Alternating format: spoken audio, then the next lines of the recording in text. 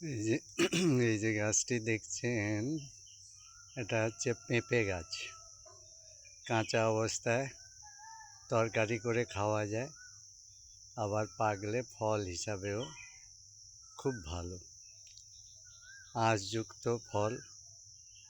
এটা শুধু খেলেই যে খাবারকে হজম করে দেয় তা না, এটা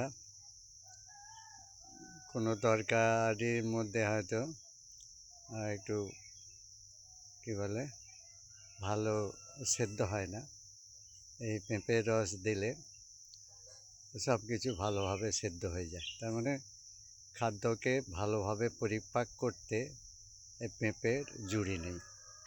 শুধু তাই নয়, এই যে ঝরে যাওয়া পেঁপে পাতাগুলো, এগুলোকেও যদি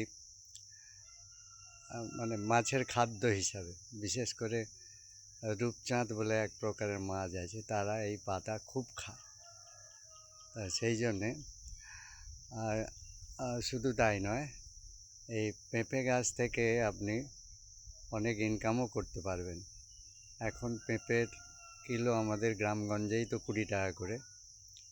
আর এক একটা গাছ থেকে অন্তত যে 1 মণ তো বডি, আরও বেশি পেঁপে হতে পারে। তাহলে আপনার সংসারের তরকারি যেমন হবে, আবার তেমনি বিক্রি করে আপনি অনেক রোজগারও করতে পারবেন।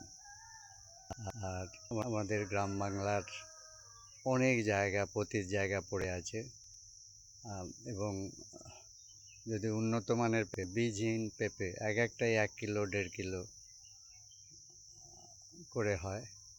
আমার মাঠে আছে, এখানেও বাড়িতেও 10টা 12টার মতো আছে খুব।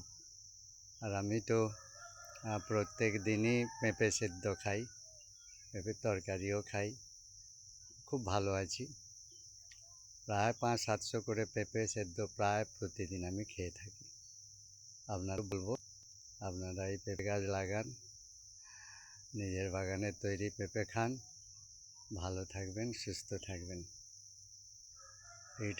এই ভিডিওটা যদি আপনাদের ভালো লাগে, আপনারা অন্যদের সাবস্ক্রাইব করে দিতে পারেন, লাইক করে দিতে পারেন, কমেন্ট করতে পারেন। Thank you.